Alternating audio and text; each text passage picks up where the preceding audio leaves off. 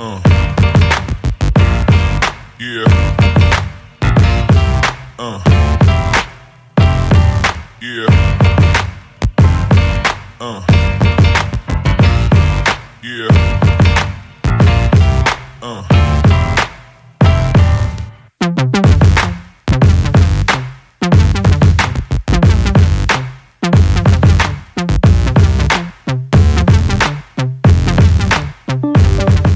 Meus irmãos, a paz do Senhor, seja bem-vindo ao canal Provérbios Podcast. É uma alegria estar de volta com vocês. E hoje, no nosso primeiro episódio, estaremos recebendo aqui o pastor Marcelo Castro, que é um dos vice-presidentes da Assembleia de Deus de Cordovil, um grande amigo de muitos anos. E nós vamos conhecer um pouco mais, transmitir a todos vocês sobre a vida dele, a história, muita coisa boa para transmitir a vocês. E também ele vai estar apresentando aqui algo que ele tem vivido. Pastor Marcelo hoje é um dos candidatos à presidência da Assembleia de Deus de Cordovil. E ele vai estar também apresentando aqui, para você, em especial, que é membro da Assembleia de Deus de Cordovil, a proposta que ele tem como presidente ser eleito. Tá bom? Pastor, quero agradecer ao senhor pelo privilégio, pela honra de estar aqui com a gente. Tenho certeza que o senhor deixou de fazer alguma coisa para estar aqui, mas também, de verdade, é muito bom ter essa oportunidade de estar te ouvindo aqui e sabendo um pouco mais e compartilhando isso com essas pessoas que talvez ainda não conhecem esse lado do pastor Marcelo Castro. Amém, Diego. Eu que agradeço a oportunidade de estar tendo essa oportunidade de falar do plano de trabalho que tenho, em especial nesse podcast, servindo aqui junto com você, um grande amigo.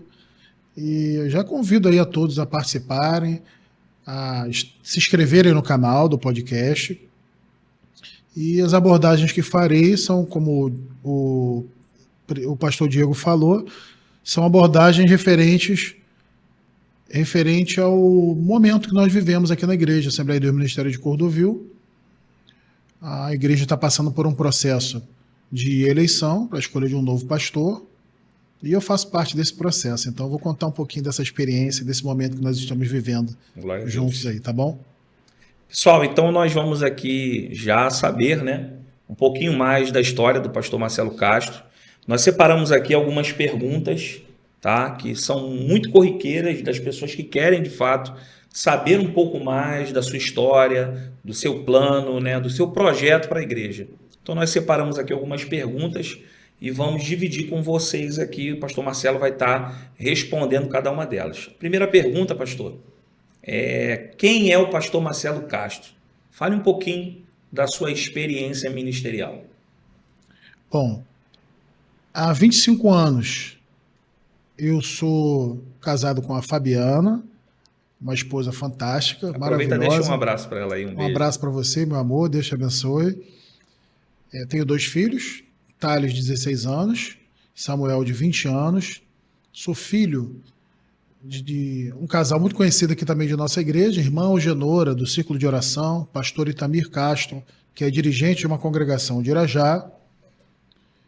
A minha vida ministerial, ela iniciou já na juventude, porque os meus pais sempre foram muito ativos, eu vou falar até um pouco mais deles em algum outro momento, sempre foram muito participativos na igreja, sempre trabalharam muito na casa do Senhor. Então eu cresci no círculo de oração, presenciando o batismo no Espírito Santo na minha casa. O meu pai sempre teve um apego muito grande à palavra de Deus. Eu lembro de uma ocasião, por exemplo, que meu pai ele gostava muito de ler a palavra, estudar a palavra, e ele não tinha tempo por causa do trabalho.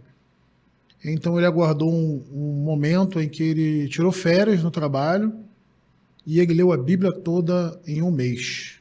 Uau. Então eu vivi essa experiência, sabe? Então eu me senti vocacionado por Deus quando eu vi meu pai fazer isso, para a palavra. Foi uma experiência muito marcante para a minha vida. E depois eu casei, com 6 meses de casado, nós fomos missionários, eu e minha esposa, no Pantanal Mato Grossense, uma cidade, a última cidade pantaneira, chamada Poconé.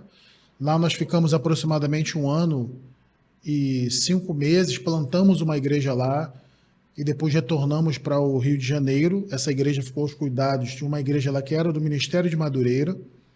Retornamos para o Rio de Janeiro. Ao chegar no Rio de Janeiro, eu fui enviado para o Espírito Santo, para a cidade de Cachoeira de Itapemirim. Sim. A igreja estava passando por uma situação difícil, precisando de um pastor, e me enviaram para lá, e lá eu servi com a minha esposa também 1 ano e 6 meses. Tivemos a oportunidade nesse período de presenciar uma igreja crescendo. Foi uma experiência muito linda que nós tivemos, porque a igreja cresceu muito. Nós recebemos a autorização da igreja do Rio de Janeiro de construir um novo templo. Então, foi um avanço muito grande, foi uma coisa muito rápida que aconteceu. Mas depois nós retornamos para o Rio de Janeiro e a igreja sede enviou um outro pastor para assumir. E nesse nosso retorno coincidiu com o momento da Assembleia de Deus Ministério de São Cristóvão, que a igreja enfrentou um problema muito grave na esfera doutrinária, e aí nós viemos para a Assembleia de Deus Ministério de Cordovil. Aqui em Cordovil, onde estou até hoje, eu tive a oportunidade de servir na congregação de Irajá, na época já com o pastor, com o pastor Benedito Lima. Pastor Benedito, que foi nosso pastor, ele fundou 17 congregações do campo de Cordovil. Então, eu tive a oportunidade de trabalhar com esse pastor aqui em nossa igreja.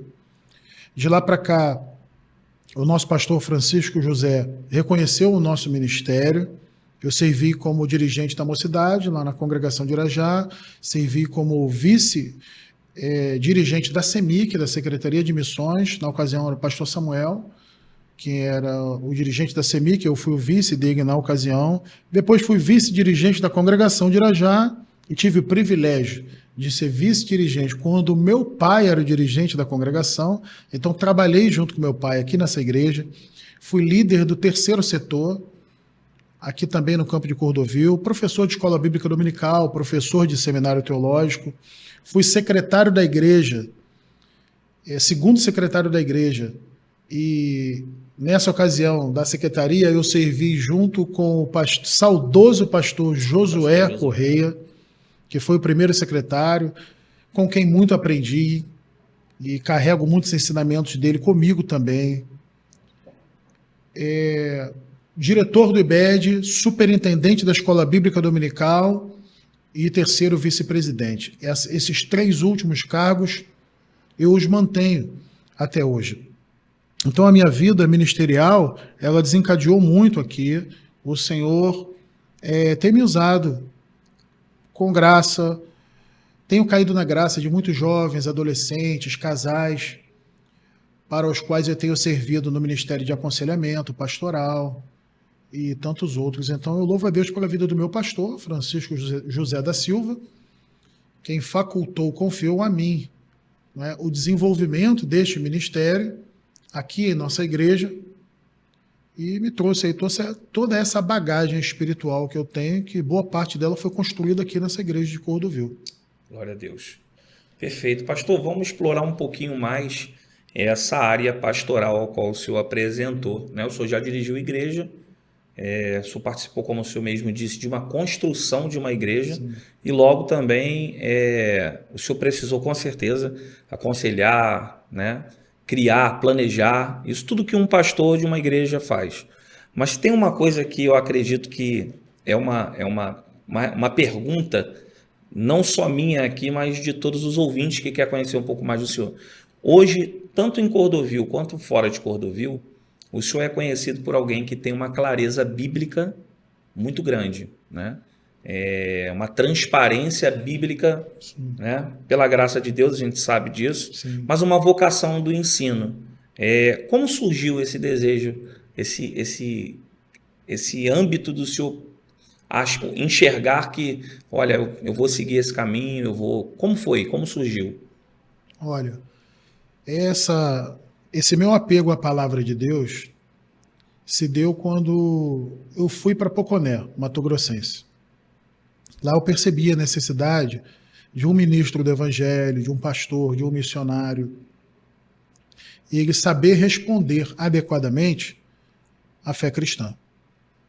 Existem muitas ocasiões em que um casal que está enfrentando uma crise, um jovem que vive um problema grave, faz perguntas e ele precisa de conselho de pastores, e esses conselhos precisam partir da palavra de Deus.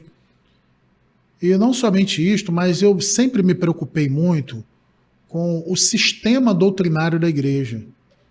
Sabe, a nossa igreja, eu sou muito saudosista, a igreja tem uma corrente doutrinária, a Assembleia de Deus, é uma igreja dispensacionalista, é uma igreja pentecostal clássica. Então eu sempre me preocupei em manter tudo isso que nós aprendemos. Só que para isso eu precisaria ter conhecimento mais aprofundado das Escrituras. Então sempre sonhei em fazer um seminário teológico, na época, né, da juventude, nesse início ministerial, mas eu não tinha recursos para isso. Então eu lembro que tanto em Mato Grosso quanto no Espírito Santo, eu cheguei a mandar várias cartas. Eu mandava carta para CPAD, mandava carta para CGADB, mandava carta para todo lugar que eu acreditava naquela época que poderia me facultar algum tipo de possibilidade de aprender. Uma bolsa, né? Uma bolsa de estudo, enfim. Eu queria aprender, eu tinha muita vontade de aprender. E quando eu retornei do Espírito Santo para o Rio de Janeiro, eu recebi uma bolsa de estudos do pastor Teodomiro José de Freitas.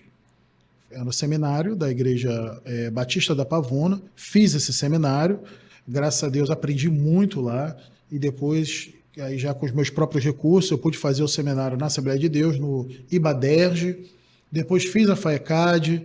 Então eu sempre sonhei muito com essa aprendizagem para trabalhar no Ministério do Ensino. Paralelamente a isso, eu tenho uma convicção. Quando Paulo falou aos Efésios, ele fala de grupos de dons ministeriais. Ele fala que Deus chamou uns para serem apóstolos, outros para serem profetas, outros para serem evangelistas, outros para serem pastores e doutores, em outras versões, pastores e mestres. Então são 4 grupos de ali.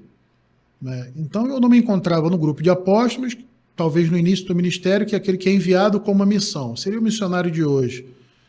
No grupo de evangelistas, fui evangelista e servi no ministério de evangelista por muito tempo. No grupo de profeta, por vezes sim também, mas a minha vocação mais forte ministerial sempre foi a vocação do pastorado. E aí, quando eu comecei a perceber que ali só tinham 4 grupos de e tudo levava a crer que esse pastor também precisava ser uma pessoa habilitada na palavra, porque o ministério pastoral exigiria isso dele, eu comecei a dedicar-me mais às escrituras.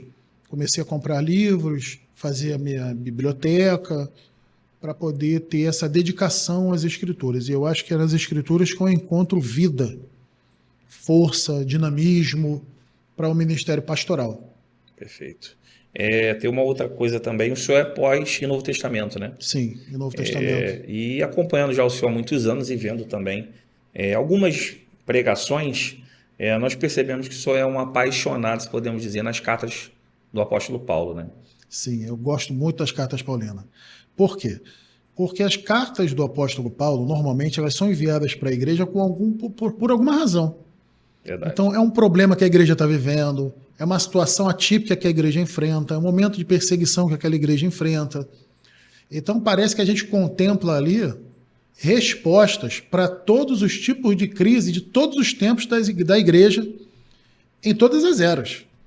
Então, eu penso que a carta de Paulo é uma resposta, as cartas de Paulo são respostas adequadas para soluções de problemas das igrejas do primeiro século, do segundo século e também do tempo de hoje. Sim.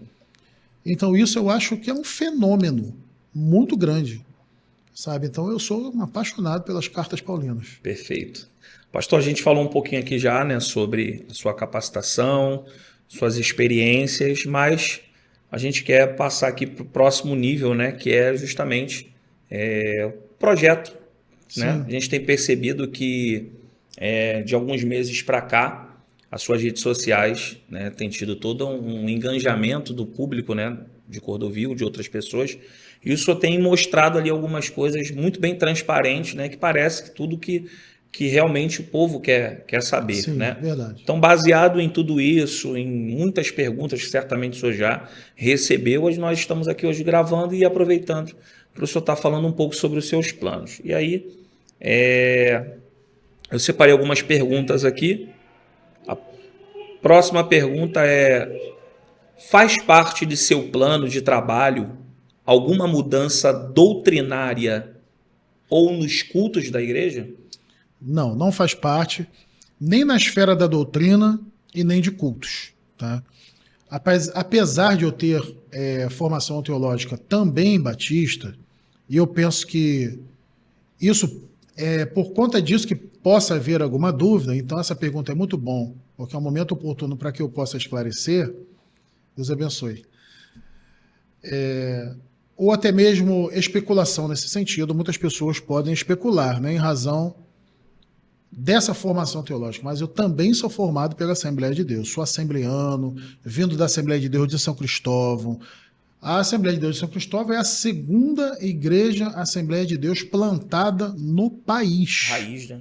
É raiz. Então, eu fiz parte dessa igreja, sabe? Então, as minhas convicções são assembleanas, o meu pai, os ensinamentos dos meus pais, assembleanos, meu pai um pastor experiente, minha mãe uma irmã do círculo de oração, o próprio pastor Benedito Lima, que mencionei anteriormente, que também foi uma referência ministerial para a minha vida. Então, não creio que as atualizações que nós precisamos hoje estejam na esfera de doutrina e nem de culto.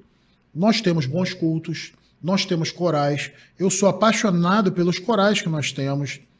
Eles fazem parte de nossa igreja e receberão a minha atenção, os conjuntos musicais, enfim, este formato que nós conhecemos hoje será preservado. Perfeito, perfeito. Pastor, aproveitando ainda falando sobre a questão doutrinária, quanto aos usos e costumes, o senhor pretende fazer alguma mudança, manter? Sim, com ampla clareza, nas devidas explicações, exposições, nos sermões, será mantido o rigor doutrinário nas doutrinas, da decência, e aí quando a gente fala de decência, a gente está tratando das vestimentas, Sim. e também da modéstia. E a doutrina da modéstia, ela trata da questão de acessórios, os aparamentos que as mulheres usam, enfim. Quanto a isto, o rigor doutrinário será mantido. Eu julgo ser uma preocupação bem maior de um pastor a aplicação dessas doutrinas de modo verdadeiro, real, prático, do que propriamente a proibição do uso de calça, por exemplo, pelas mulheres. Então, de minha parte, será cobrado com o rigor das escrituras que as mulheres portem-se com decência, com modéstia, tanto quanto os homens. O exemplo, eu vou esperar muito mais, tanto quanto Paulo esperava, tanto quanto Jesus esperou quando chamou os discípulos para estarem ao lado dele. O exemplo na esfera de vestimenta, na esfera da modéstia, nessas doutrinas tão importantes que será cobrado com o rigor das Escrituras, virá das diaconisas, dos líderes e das líderes que a nossa igreja terá. Ou seja, só serão colocadas em linha de frente de trabalho juntamente conosco as mulheres e os homens que atendem à vocação cumprindo as doutrinas bíblicas da decência e da modéstia. Perfeito. E isso eu penso ser mais do que suficiente. E supra a necessidade, não há necessidade de proibição de um tipo específico de vestimenta quando a doutrina bíblica está sendo cumprida. Sim, perfeito, pastor. Perfeito. Pastor, a gente vai falar agora aqui de uma questão que é nível campo, né? E que hoje, na verdade, já nós sabemos que 90% das igrejas de Cordovil são em comunidades. Sim. Né? Então, hoje, né, a área social dessas comunidades são muito carentes. É verdade. Então, o que o povo espera de um pastor presidente é que ele tenha um projeto social para a igreja. Qual projeto social o senhor tem para a igreja? Olha, são muitos. Então nós vamos aí. Essa é uma pergunta talvez que eu demore um pouco mais aqui para responder. Não, tudo bem. Eu creio que a igreja tem uma missão integral. Ou seja, existe uma prioridade na missão espiritual da igreja, que é a evangelização, discipulado, adoração, edificação, dentre outros. Mas a igreja ela tem deveres na esfera social. Jesus ensina isso quando multiplica, ele ensina a palavra de Deus, mas também multiplica pães e peixes para alimentar as pessoas e não deixarem elas com fome. Quando manda o próprio apóstolo ir pescar e no peixe vem uma moeda para pagar imposto. Quer dizer, eles não têm recurso para pagar o imposto, mas Jesus soluciona essa questão. É uma questão social. Então, isso não pode ser negligenciado. São muitas as medidas que serão tomadas nesse sentido e, naturalmente, a implantação vai ser gradual. Né? De todo um programa social que a igreja terá, a implantação será gradual. Mas a primeira decisão a ser tomada nessa esfera é convidar uma assistente social para assumir o departamento social da igreja. Porque uma assistente social é uma profissional habilitada para fazer uma real pesquisa social nos membros de todo o campo, todas as congregações, sede, e também avaliar as prioridades de necessidade destas pessoas, porque eles estudaram para isso. Então, como pastor, eu preciso reconhecer que existem áreas de necessidade de nossa igreja que exigem, que carecem de perícia maior do que acho que eu disponho. Pessoal com experiência na área. Com mais experiência na área. Então, eu tenho experiência para supervisionar o trabalho. Sim. Agora, uma assistente social, ela tem uma experiência de campo que, naturalmente, um pastor não tem. Então, convidar uma assistente social para servir juntamente conosco é o que será feito nessa área, é a primeira decisão a ser tomada. Essa assistente social, naturalmente, trabalhará com diáconos, diaconisas, porque, à luz da Bíblia, os diáconos, eles foram criados para suprir uma necessidade da igreja. Sim. Na esfera social, na esfera de gestão e tudo isso. Então, o assistente social, ele irá em todas as congregações, vai ser feito um levantamento geral da necessidade da igreja, quais são as pessoas que precisam mais, conforme os critérios da própria assistente social.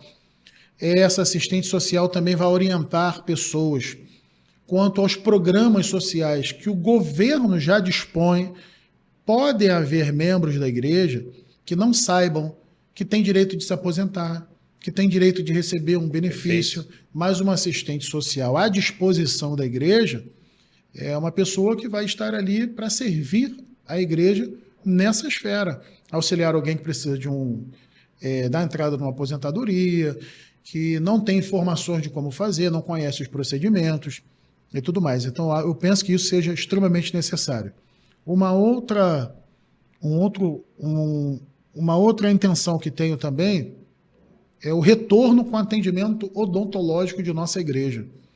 Nós temos equipamentos já aqui na igreja, então nós temos dentistas, inclusive. Profissionais da área. Então, fazer uma parceria com esses próprios profissionais da área que nós já dispomos para retornar com o atendimento odontológico na igreja. Na mesma esfera, com profissionais de nossa própria igreja, nós temos psicólogos, nós temos psicanalistas que podem atender as igrejas tanto com palestras regulares na esfera de transtornos que existem no tempo de hoje, como também no atendimento individual de casos específicos, de pessoas que estão precisando.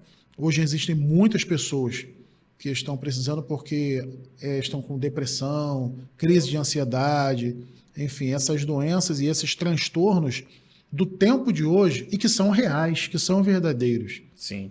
Sabe? E que precisam ser enfrentados também pela igreja. Eu vejo a igreja, contemplo a igreja também servindo nessa esfera como uma missão integral. Tá? Por exemplo, a assistência social vai fazer parcerias com programas de estágio, com agência de emprego, para que nós possamos preparar os nossos membros para atender às necessidades do mercado de trabalho. Quem sabe até fazendo estágios em empresas de membros de nossa própria igreja. Estágios que eles podem aplicar na prática o que aprenderam na teoria em um curso que foi realizado pela própria igreja. Então, nós dispomos de pessoas que são membros da igreja, que são profissionais altamente capazes para servir na esfera social, preparando essas pessoas para o mercado de trabalho. Então, é só unir tudo isso para que a gente possa se ajudar, né? Um ajudar o outro, porque essa é a missão do Evangelho. E o interessante aqui, pastor, é que toda essa amplitude é muito mais do que dar uma cesta básica. Exato. É muito mais do que você simplesmente matar a fome, né? É preparar essa pessoa e, quem sabe, essa pessoa nunca mais vai precisar dessa cesta e vai ser uma bênção para a vida de outra pessoa. Exatamente, essa é a missão, né? Perfeito. Pastor, você tem alguma proposta de criação, por exemplo, de escola ou alguma instituição para Cordovil? Olha, o meu perfil é de um pastor simples. Eu quero pastorear a igreja. Eu vejo nas pessoas um patrimônio muito maior do que instituições ou novas aquisições. Mas tenho em mente, sim, tá? A criação de uma fundação, porque uma fundação pode contribuir muito com o trabalho que nós queremos desenvolver juntamente à assistência social.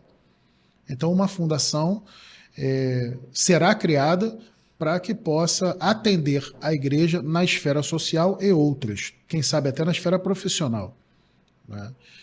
Há uma necessidade de se criar uma fundação, mas inicialmente precisamos investir mais em pessoas, dar atenção mais à estrutura que nós já temos, avaliar junto com os dirigentes de congregações, líderes da igreja sede, quais são as prioridades de obras, aquisições. Nós temos imóveis para gerir, imóveis que estão com problemas, às vezes, na igreja, ou que precisam de alguma melhoria nas congregações e mesmo no templo sede.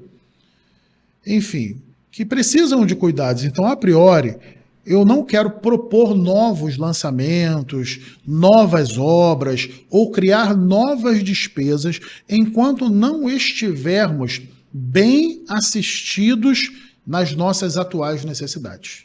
Perfeito.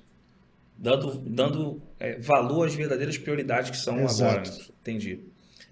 Pastor, a gente vai passar aqui agora para um outro assunto que eu acredito que é tanto importante quanto os outros que nós falamos, porém, eu acredito também que é a dúvida e o desejo de saber de todos os membros. Né? Pastor Marcelo, como você decidirá o que fazer com o dinheiro da igreja?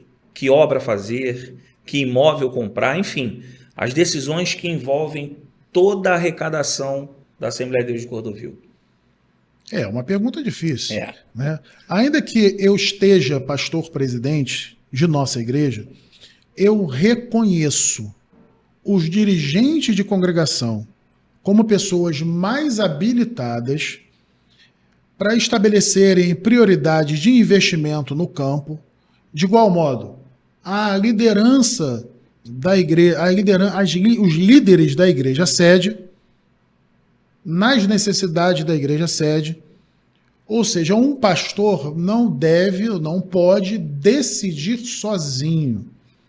As decisões de investimento da igreja serão fruto de reuniões com essas lideranças, ou seja, dirigentes de congregações e liderança da igreja sede.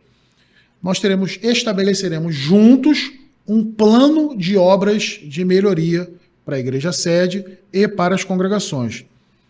Isso sempre será decidido em reuniões, porque nas reuniões, Diego, nós avaliaremos juntos quais são as prioridades. Eu não corro o risco de, olha, eu estou sentindo vontade de fazer uma obra X e iniciar um trabalho, iniciar um projeto, quando em uma congregação eles podem ter uma necessidade mais urgente. Sim, Eu aprendi isso com meu pai em casa. Né? Por exemplo, se eu tenho uma necessidade de pagar uma conta, se tem uma coisa urgente para fazer, então eu não posso inventar naquele momento de fazer uma reforma no quarto. sim, Um quarto que é funcional, que não tem vazamento, que está funcionando, que está tudo direitinho, só porque eu quero mudar a cor da parede. Então eu não posso fazer isso quando existem necessidades que são prioridade.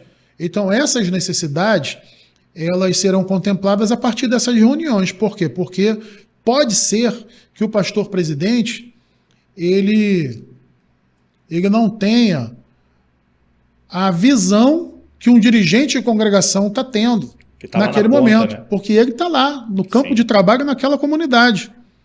E Perfeito. eu estou aqui na sede e vou lá talvez uma vez no mês naquela congregação. Então ele sabe mais de perto onde o cabo dele aperta. Sim, Então, nessas reuniões é que nós decidiremos juntos quais são as prioridades. Eu penso que fazendo isso, nós conseguiremos alcançar um objetivo muito importante, que é ter uma visão geral da igreja, tanto quanto a igreja agir naquilo que de fato importa agir. perfeito. E para contemplar essa visão, eu preciso admitir que, por vezes, eu posso estar errado. O pastor presidente pode estar errado. Eu posso querer fazer alguma coisa que não é para ser feita, Que não é uma prioridade, que não né? é uma prioridade. Então, naquele momento ali, o dirigente me puxam para a terra. Né? Perfeito. Imagina que o pastor Marcelo pode querer construir uma grande catedral, o tamanho do Maracanã. Mas é necessário que, às vezes, um dirigente... Peraí, pastor, está precisando de cadeira lá na minha igreja. E eu acredito também, pastor, que quando o senhor, como o senhor muito bem falou aí, o senhor coloca o poder de decisão e a responsabilidade sobre os outros pastores, eu acho que há um grande crescimento de comunhão e de Sim. sentimento de dever. Sim, Porque tanto o senhor aqui na matriz, quanto quem está lá na ponta, vai ter essa consciência. Poxa, nós votamos isso. exato. Esse é o objetivo que a gente Porque precisa nós seguir. somos um colegiado. Perfeito. Servimos juntos. Perfeito.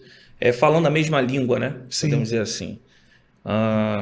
Pastor, ainda um assunto que o senhor mencionou aí, mas essa pergunta também é dentro desse assunto, é sobre os dirigentes. Né? Nós sabemos que hoje os dirigentes eles estão lá na ponta das congregações, trabalhando. Muitos deles têm um trabalho secular, outros vivem, né, verdade. integrais. E a pergunta é, os dirigentes receberão algum tipo de melhoria nas suas prebendas? Olha, eu não creio ser possível estipular valores sem um amplo conhecimento da atual situação financeira da igreja. Seria irresponsabilidade de minha parte. Contudo, eu posso adiantar que os dirigentes que têm dedicação integral à igreja receberão um percentual de prebenda maior do que os dirigentes que já exercem alguma atividade remunerada. Então, os valores de prebenda, eles serão diferentes nesse sentido, e isso, a gente pode dizer que só existe justiça quando os iguais são tratados de modo igual, mas os diferentes também são tratados de modo diferente. Sim. Então, nesse sentido, eu penso que... nós faremos exatamente isso. É um aumento do percentual da prebenda, primeiramente dos dirigentes que têm dedicação integral. Os demais nós mantemos e, quem sabe, no futuro possa haver uma melhoria mais ampla para todos. Mas, a priori, a urgência e a necessidade é o aumento do percentual daquele que tem dedicação integral. E uma outra necessidade também é que esse dirigente ele já possa efetuar a sua retirada da ajuda pela sua própria congregação, né, antes desse relatório ser enviado para a igreja matriz. Perfeito. Ainda sobre os dirigentes, com todo esse conhecimento que o senhor tem, né, e o pastor presidente, ele não só cuida dos membros da igreja, mas também dos dirigentes. Ele é pastor dos pastores. Então a pergunta é, pastor Marcelo, o senhor pensa em alguma capacitação para os dirigentes? Sim, nós teremos uma capacitação. Eu organizei, na verdade, já um curso, já tenho o curso organizado. Já tem um curso? Eu já tenho um curso organizado que abarcará 2 eixos principais de nosso conhecimento ministerial. O primeiro módulo é Bíblia, e para esse módulo, a ideia é fazer um curso que tenha aulas quinzenais aos sábados, sem custo nenhum para o dirigente. Esse curso é um investimento da própria igreja, então não haverá custo para o dirigente. Um curso que contempla esses 2 principais eixos, Bíblia e Ministério. Um ano inteiro estudando as Escrituras com alguém que já tenha feito um doutorado em Bíblia, um mestrado em Bíblia. Eu já tenho a pessoa também em mente. Perfeito. E no segundo ano, um ano inteiro estudando Ministério, com alguém que tenha feito um mestrado em Ministério. O que é ministério? É alguém que é especializado em trabalhar com o Ministério de Jovem, Ministério de Aconselhamento, Ministério de Artes, que engloba as questões musicais, as questões de teatro, enfim. Eu quero que estes pastores sejam capacitados deste modo. Nós vamos trazer professores habilitados, competentes, na área de Bíblia para Bíblia, na área de Ministério para Ministério. Sim. Sendo assim, em 2 anos, nós teremos uma significativa melhoria no nosso conhecimento, né? E na nossa capacidade de servir mais e servir melhor. E a ideia, pelo que eu estou vendo aqui, é que os dirigentes, uma vez que eles estão capacitados, eles apliquem isso nos líderes das congregações. Exato. Perfeito. Os dirigentes das congregações farão o curso, né, que são os pastores, os líderes principais da igreja sede farão os cursos, e depois eles vão também aplicar isso no campo e explicarem, ensinarem, por meio de seminários, por meio de simpósios, tudo aquilo que eles aprenderam a todas as suas igrejas. Perfeito, pastor. Pastor Marcelo, qual é a sua proposta na área musical e das artes para a igreja? Olha, a área musical e das artes é uma área muito importante da igreja. Para você ter uma ideia, existem igrejas que tinham aproximadamente 100 e 200, entre 100 e 200 membros, e por causa de um ministério de música, essa igreja quase que multiplicou por 20 a quantidade de membros por causa de um ministério de música. Cordovil é conhecida como a igreja da palavra, e isso será mantido. Isso será mantido porque a palavra de Deus é a minha paixão. É a paixão de nossa igreja, é a paixão dos nossos obreiros, é a paixão de nossos pastores. E nós estamos aqui por causa da palavra. Mas não impede que nós também avancemos na esfera musical e até na esfera das artes. A nossa igreja é uma igreja cheia de talentos, tem muitos músicos, musicistas, altamente preparados.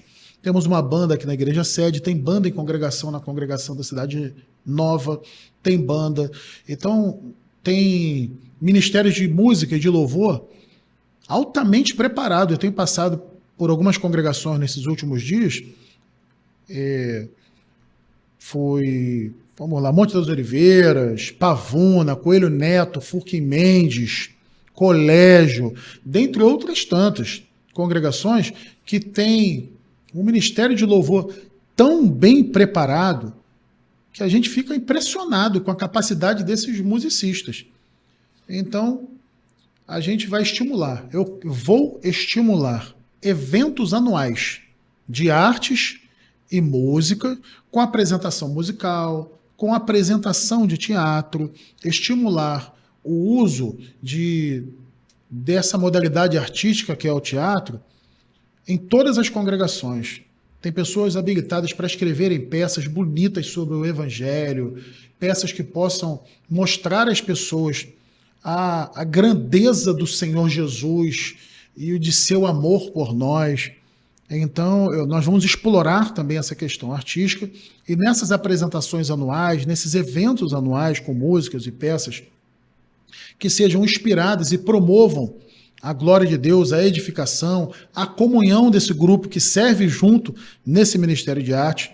Isso vai ser muito importante. Eu quero também fazer um sítio por ano, não é? Um momento de comunhão, de lazer, um retiro espiritual, com as pessoas ligadas às artes e música. Do mesmo modo que temos com jovens, com os adolescentes, e que a gente vai manter isso, que exista esse sítio, né? Esse momento de comunhão, de lazer e de edificação com os jovens, uma vez por ano, pelo menos, com todo o campo, com os adolescentes, com todo o campo. Eu quero que também tenha um evento desse com todos que trabalham nessa esfera musical. Quero também abrir um CNPJ para a escola de música que a nossa igreja já tem, porque com um CNPJ próprio, essa escola de música tem mais autonomia para trabalhar na esfera musical, não é? E crescer, fazer com que essa escola, né, tenha o devido crescimento. Perfeito. Pastor, ainda sobre as congregações, tem uma pergunta que realmente muitas pessoas fizeram, que é: as congregações mandarão todo o dinheiro para a sede? Olha, as igrejas que têm esse formato de sede e congregações como a nossa, encontram na sede o maior número, normalmente, de despesas e gastos.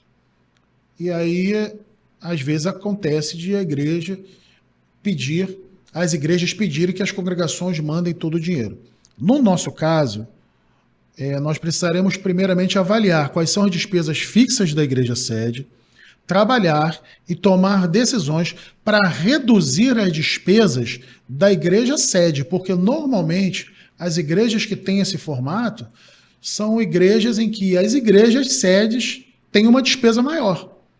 Então, o que precisa ser trabalhado é a redução das despesas, do gasto da igreja sede. E para isso é necessário tomar-se várias decisões, serão tomadas, tá? Essas despesas, elas vão ser reduzidas. E as congregações não vão mandar tudo. Atualmente, nós temos no nosso regimento que as congregações, elas mandam 30% da arrecadação fica com a congregação, 15% normalmente, apesar de não ser regimental isso, mas 15% da arrecadação da congregação é a prebenda do dirigente, e por vezes 5% da arrecadação é um investimento que aquela congregação faz no serviço social. Então, normalmente, isso totaliza 50%, 30% da arrecadação fica para a congregação, 15% prebenda do dirigente, 5% para um atendimento social. Ou seja, 50% da arrecadação vai para a sede. Contudo, existem congregações, às vezes, que não têm condições nem de se manter, que elas não sobrevivem de suas próprias arrecadações. Sim. Então, a razão disso é que usa, às vezes, o dinheiro da congregação de uma para manter a outra. Tá? Então, a priori, eu vou manter esse sistema do regimento, a priori, com a melhoria das prebendas que mencionei anteriormente. E essa parte do serviço social, ela vai ser entregue diretamente a uma central, que é a assistência social da igreja, porque agora haverá uma profissional para lidar com todo esse montante de dinheiro, que vai ser uma arrecadação de todo o campo, para poder atender as necessidades prioritárias do campo. Perfeito, pastor. Perfeito. Quanto à transparência e gestão, o senhor tem alguma novidade?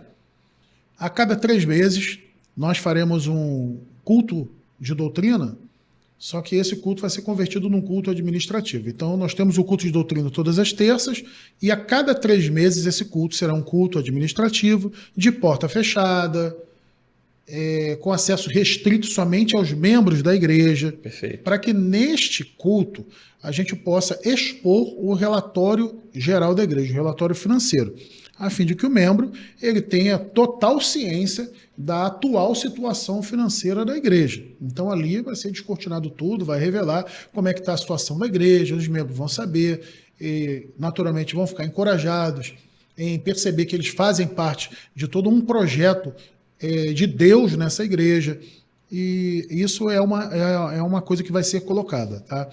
Uma outra coisa de gestão que nós vamos fazer é habilitar o aplicativo de membros, porque nós temos um sistema, nós utilizamos um sistema que é o Church, e este sistema já disponibiliza lá a possibilidade de habilitar um recurso existente, que é um aplicativo individual para ser instalado no celular do membro.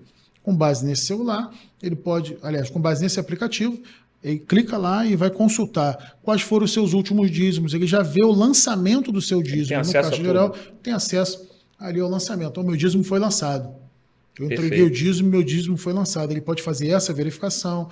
Ele tem acesso a marcação de um gabinete pastoral com o seu pastor ali, quando ele não puder fazer diretamente com o seu pastor, ou vir aqui na Secretaria de Membros para poder fazer essa marcação, para conversar com o seu pastor, tem ali também um momento para isso, tem acesso à agenda da igreja, aos eventos da igreja, então tudo isso já existe esse recurso, ele não está ativado, mas será ativado esse recurso para que os membros possam instalar esse aplicativo no seu celular e participarem de toda essa gestão da igreja. Perfeito. Pastor, uma pergunta que viralizou bastante nas suas redes sociais. Pastor Marcelo, o senhor concorda com o ministério feminino? Olha, eu concordo com as diaconisas, com diretoras, por exemplo. Existe uma diretoria administrativa, tesoureiro, primeiro tesoureiro, segundo tesoureiro, primeiro secretário, segundo secretário, terceiro secretário. Então, mulheres também podem ocupar esse cargo, que eu não vejo a necessidade de ser somente um homem na secretaria. Enfim, então, diaconisas, eu acredito que nós consagraremos diaconisas, consagraremos diaconisas. Mulheres podem fazer parte da diretoria, não sei se será o caso, né? Eu não tenho ainda em mente aqui, tem algumas dúvidas ainda, enfim, mas a mulher pode tranquilamente fazer parte da diretoria da igreja, da diretoria administrativa, mas no pastorado de igreja, no pastorado de congregações, eu fico com a doutrina bíblica que eu aprendi. As minhas convicções são bíblicas e eu creio que estes ministérios se aplicam com mais naturalidade aos homens do que às mulheres. Então as mulheres continuarão servindo, terão um espaço até maior de atuação ministerial, porque existem muitas mulheres que pregam, muitas mulheres que ensinam. Essas mulheres serão usadas pelas igrejas para que elas possam servir no ministério que Deus tem dado a elas. Agora, no pastorado, nós permaneceremos com os homens, porque eu penso que realmente os critérios bíblicos se aplicam com mais naturalidade aos homens para o pastorado. Perfeito, pastor. Pastor Marcelo, você acredita que a eleição é o melhor caminho para a escolha de um pastor? Olha, apesar de eu reconhecer que existam aspectos positivos e negativos nesse sistema de eleição, sim, eu acredito que esse seja o melhor sistema, acredito que esse seja um sistema de Deus, e vou dizer o porquê. Vou falar dos aspectos negativos. Os aspectos negativos, a meu ver, ficam no campo da confusão, porque muita gente acaba sonhando, muita gente recebe profecia, alguns pedidos individuais de pastores que são candidatos pode acontecer. Vota em mim, por favor. Então, algum apelo emocional. Vota em mim, por favor. Deus falou comigo. Então, tudo isso pode provocar, sim, uma certa confusão nos membros da igreja. É verdade. Contudo, eu prefiro crer na maturidade da igreja. Sim. Que a igreja ela é madura o suficiente para enfrentar uma situação dessas. Tendo em vista que a gente enfrentou uma pandemia. Então, a igreja ela é altamente preparada, do meu ponto de vista, para enfrentar um processo de eleição, que apesar de não ser um processo fácil, é um processo que acontece e creio ter um ponto positivo que supera o aspecto negativo.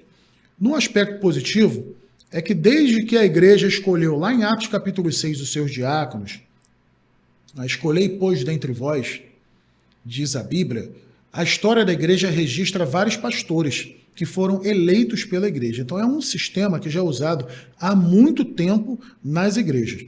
Então eu creio que Deus usará esse sistema em nossa igreja. Não precisa de uma interferência divina, às vezes, para a escolha de um pastor. Em nosso caso, eu creio que Deus ele vai trabalhar melhorando a sensibilidade das pessoas, para que as pessoas possam perceber qual é o candidato ao pastoral ideal para a igreja. Então, eu creio que O sistema de eleição, ele favorece Deus usar a própria igreja para isso. Eu até creio que Deus já escolheu o pastor para Cordovil e Deus vai trabalhar na sensibilidade da igreja, melhorando a sensibilidade da igreja. É como se o Senhor estivesse colocando um colírio nos olhos das pessoas para que elas pudessem ver melhor e assim escolher, com a clareza dada por Deus, o seu pastor. Então eu penso que esse aspecto positivo supera em muito os aspectos negativos desse sistema de escolha. Perfeito, pastor. Um discernimento de tudo, né? Sim. Glória a Deus. Nós já estamos caminhando para encerrar. Temos aqui mais algumas perguntas, mas muito rápido. Mas eu queria deixar para você aí, se inscreva no nosso canal, deixe o seu like, é muito importante. E também deixe o seu comentário, você, membro de Cordovil, que deseja fazer alguma pergunta, que deseja deixar uma palavra para o pastor Marcelo, pode deixar o seu comentário aí que depois ele vai estar respondendo. Pastor, hoje, já há muitos anos, tem os trabalhos de orações matutinas. Sim. Né? O que o senhor pensa disso, sobre os trabalhos de oração da igreja? Olha, minha mãe é dirigente da oração de segunda-feira. Aqui na Matriz? Aqui na Igreja Matriz, e dirigente da oração de quarta-feira na congregação de Irajá, onde meu pai pastoreia a congregação. E aqui na Igreja Matriz, nós temos oração de segunda a segunda, todos os dias. Normalmente, cada dia tem uma pessoa que dirige aquela oração. Todas as orações serão mantidas, porque eu penso que a oração ela seja a alavanca propulsora do ministério pastoral. E tantos milagres, tantas maravilhas têm sido feitas aqui na igreja por meio dessas orações. Então, oração é algo que não se mexe, sabe? É intocável. As dirigentes de oração, as irmãs do círculo de oração. Então, elas terão ali um pastor que vai abraçá-las. Perfeito. Que vai abraçá-las, que vai chamá-las, porque vai contar com todas elas para continuar trabalhando na oração, servindo nesse ministério lindo, um pastor para estar com elas, também nos momentos de necessidade, em que precisarem do seu pastor. Mas a oração é a alavanca propulsora de um pastor. Eu cresci no círculo de oração com a minha mãe, aprendi a orar por esse convívio com as irmãs de oração desde cedo, apaixonei-me pela oração e eu não venho às orações aqui da igreja normalmente porque eu trabalho, eu tenho a minha atividade profissional, né? Mas a oração ela é a alavanca do pastor. Então é algo que não se mexe, é algo que se mantém, que se estimula e que se dá cobertura a essas mulheres guerreiras que têm servido com tanta alegria. Louvo a Deus por elas, elas têm o meu apoio, têm o meu abraço e têm também as minhas orações em tudo. Amém, pastor. Pastor, sobre a juventude, né? Hoje Cordovil tem uma juventude muito forte, sim. Jovens, adolescentes, jovens que pregam, que cantam, que lideram, que ensinam, que muitas vezes, como por exemplo, em Ramos, o presbítero Felipe é um jovem, né? E hoje é o vice-dirigente da igreja. Sobre os jovens e adolescentes, quais são os planos do senhor? Como você falou, nós já temos um trabalho de jovens muito bom. Eu considero o trabalho de jovens de Cordovil um trabalho muito bom, um trabalho abençoado. Então é continuar com aquilo que está funcionando. Existem algumas coisas que eu vou fazer que é retomar com o formato antigo que nós tínhamos de Congresso dos Jovens, o MADEC, Congresso dos Adolescentes, o ADEC. Eu penso que essa separação ela seja necessária porque os adolescentes precisam de um atendimento especial, específico, não é? Algo voltado para as necessidades dos adolescentes, que ainda não têm a maturidade de um jovem. Então, a primeira decisão seria retomar esse formato antigo de Cordovil, que já é um formato nosso, né? Ter trabalhos de adolescentes separados dos jovens, ter um congresso de adolescentes e também ter um congresso de jovens. Então, retomaremos esse formato antigo. Algo que nós vamos fazer também é um curso de teologia numa linguagem juvenil. Caramba, legal. Então é um curso de teologia em linguagem juvenil. O que é isso, pastor? Você vai mudar a doutrina bíblica? Não, nós não vamos mudar a doutrina bíblica. Mas é um curso de teologia que será ofertado aos adolescentes e também aos jovens que desejarem fazer, mas numa linguagem jovial. Então, acredito que nós teremos bons resultados com isso. Somará muito ao retorno do projeto Jovens Pregadores. Nós tivemos um projeto nessa igreja, o projeto da igreja, que foi um projeto muito bom, Jovens Pregadores. Eu, na época, estava na congregação de Irajá e acompanhei jovens pregando em todas as congregações, motivados, jovens que tinham acabado de aprender e estavam aí desejosos de passar aquilo que aprenderam. Então, esse projeto vai retornar, o projeto Jovens Pregadores, para que esses jovens possam pregar em nosso campo e fora do campo representar muito bem a nossa instituição. E também estimular novos obreiros. Um jovem pode ser um pastor. Um jovem pode ser ordenado ao pastorado. Eu não vou ter a idade do jovem como um impedimento para a sua consagração. Jamais faria isso. Por quê? Os discípulos eram jovens. Perfeito. Os discípulos de Jesus eram jovens. Quando Paulo enviou as cartas pastorais, que inclusive nós estamos tratando atualmente das cartas pastorais, num curso particular que eu estou fazendo lá online.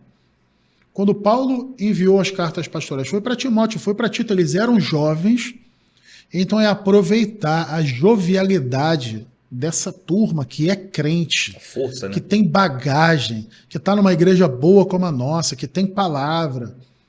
Juntar essas pessoas com pessoas que são experientes e colocar essas pessoas para trabalharem, sabe, desenvolverem seus ministérios.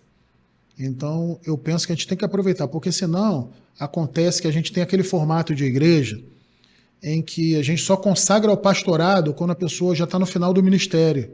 Né? No tempo final, no momento final, quando devia aposentar, Sim. essa pessoa é que vai começar a trabalhar no ministério. Inclusive, uma das mudanças que eu faria, a título da igreja, eu me refiro, é que o pastor presidente da igreja, ele é pastor presidente até os 70 anos. Aos 70 anos, ele deixa compulsoriamente a igreja para que um novo pastor possa surgir.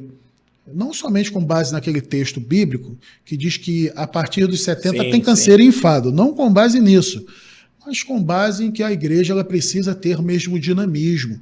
E um pastor com mais de 70 anos de idade é uma pessoa que já deve agora dar uma recolhida em todo o seu campo de atuação, já não tem mais o mesmo dinamismo de antes.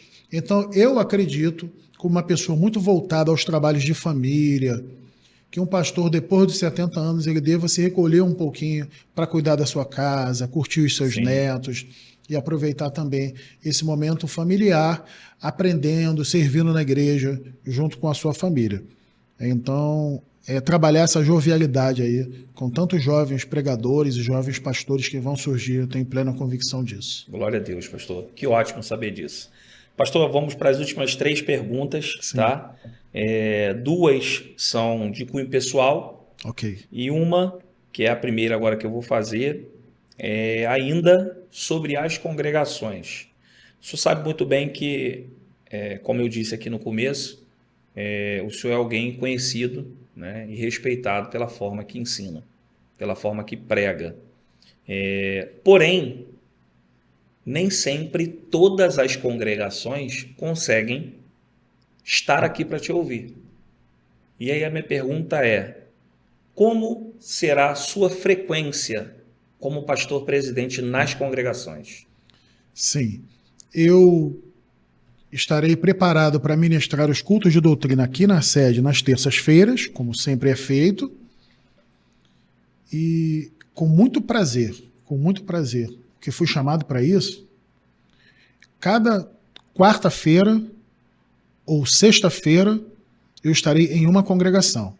Então, se o culto de doutrina naquela congregação é quarta, naquela quarta-feira eu vou fazer um rodízio para que eu possa ir em todas as congregações, ministrar a palavra no culto de doutrina e retornar àquela mesma congregação, de repente, ir num prazo de 2 meses, tendo circulado todas as congregações, porque tem umas que é na quarta e tem umas que é na sexta, e isso para mim até é bom, porque vai me facultar a possibilidade de estar em 2 congregações na semana, ministrando a palavra. Então eu quero fazer disso o meu ofício, tanto quanto aqui na igreja sede nas terças-feiras, mas nas quartas e nas sextas nas congregações, porque eu fui chamado para o ministério da palavra. E eu penso justamente que a principal atividade de um pastor seja a palavra de Deus. Ele é chamado para cuidar da igreja por meio da palavra. As correções são por meio da palavra, a gestão é através da palavra, os ensinamentos todos têm base na palavra de Deus. Então, tudo que se corrige numa igreja se corrige pela palavra de Deus. Então, a minha intenção é servir no Ministério da Palavra aqui na Igreja Sede, quando as congregações normalmente vêm nas terças-feiras, mas também poder fazer essa agenda com a secretaria e de rodar todas as congregações nas quartas e nas sextas, de modo que eu possa estar nas congregações pelo menos 6 vezes no ano, ministrando a Palavra de Deus. Perfeito. Pastor, penúltima pergunta. Quem são as suas principais referências? Boa pergunta. As minhas principais referências são meu pai, pastor Itamir Castro e a minha mãe. Olha, como eu falei, o meu pai, ele tem uma vocação muito grande na palavra. O meu pai, ele ensinou-me primeiramente a ser homem. Primeiramente a ser homem, a ser trabalhador, a não amar o dinheiro, mas amar pessoas, trabalhar para conquistar o dinheiro, para viver, para se manter. E o meu pai é um vocacionado para a palavra de Deus. A decisão do meu pai, que mexeu muito comigo, foi justamente aquela que eu mencionei, de ele não estar conseguindo ler a Bíblia, estudar a Bíblia por causa do trabalho, porque ele trabalhava dia e noite, meu pai. Trabalhava em confeitaria, Yacht Clube do Rio de Janeiro, foi chefe de confeitaria, de cozinha, caía dentro lá, naqueles fornos lá, no forno, né? E adolescente eu fui lá trabalhar com ele por muitas vezes. E ele não podia ler a Bíblia. Então, no momento de férias, ele tirou 1 mês de férias. E naquele mês de férias que ele tirou, ele leu a palavra de Deus. Ele leu a Bíblia em 1 mês. Foi ali que ele me ensinou que eu posso ler a Bíblia mais do que eu imagino.